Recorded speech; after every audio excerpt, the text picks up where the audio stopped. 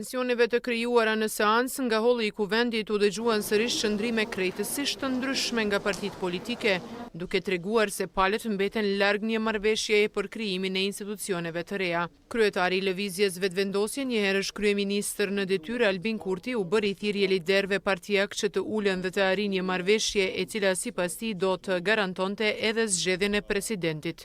Kurti tha se nuk dëshiron që në një seancë për zgjedhjen e kreut të shtetit të marrin pjesë vetëm deputetët e Lëvizjes Vetëvendosje dhe të komuniteteve jo serbe. Presidenti duhet të jetë mbi partijak, jashtë polemikave ditore, jo në këtë skenën aktuale politike, por një personalitet me karakter të dëshmuar, me vlera e merita profesionale e kombëtare.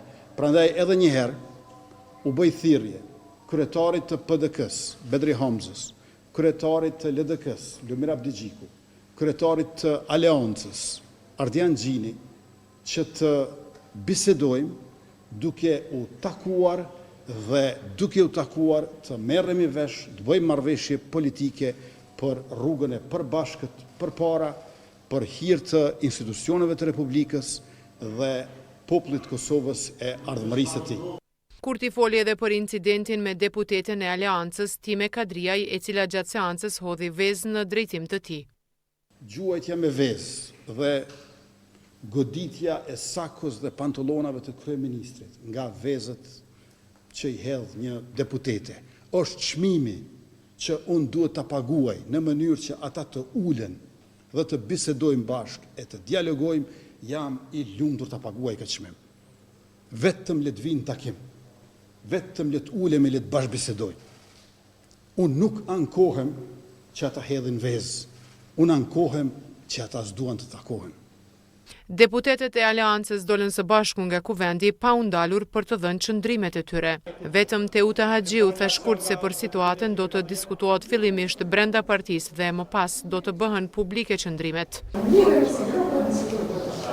Për Partinë Demokratike, vazhdimi i sotëm i seancës së nisur pardje është antikushtetues. Enver Hoxha i deklaroi se procesi i konstituimit të kuvendit nuk është i lidhur me krijimin e qeverisë dhe zgjedhjen e presidentit. Nëse dje simbolikisht ja vun drynin sallës së kuvendit, sot ja kanë vu drynin demokracisë.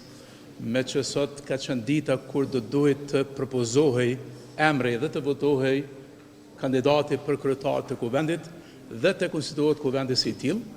Një gjë të tillë Lëvizja Vetëvendosje nuk e bëri, e cila po e konsideron kuvendin si një pronë të saj, dhe ne si Partia Demokratike e Kosovës e shprehemi shqetësimin tonë për atë që ajo se çfarë ndodhi sot ka qenë një seancë antikushtetuese, antidemokratike, jashtë çdo procedure në fuqi të kuvendit të Kosovës, dhe presme që qytetarët e Republikës së Kosovës ta shohin këtë situatë, ta gjykojnë këtë situatë. Ndërkohë nga Lidhja Demokratike, deputetja Jehona Lushaku i bëri thirrje Lëvizjes Vetëvendosje që ta propozojë emrin për kryetar të kuvendit. Gjithsesi qytetarët e Kosovës dhe besimin që na i kanë dhënë si deputet, edhe si subjekte politike, na i kanë dhënë që të konstituojmë institucionet dhe që të jenë funksionale në funksion të shtetit Kosovës, por po e shohim një papërgjegjësi totale nga subjekti i parë, i cili nuk po gjen mënyrën që të kryej obligimin e vet kushtetues për ta prezantuar emrin e kryetarit të kuvendit dhe për të bërë votimi dhe për të konstituuar kuvendi. Dhe kjo është vërtet fatkeqësi, është mungesë e madhe, por është papërgjegjësia e tyre. Nga deklarimet nuk është bërë qartë nëse dhe kur do të thirret një takim mes liderëve të partive politike në përpjekje për të zhbllokuar procesin e konstituimit të institucioneve, rrjedhimisht as edhe vazhdimi i seancës konstituive.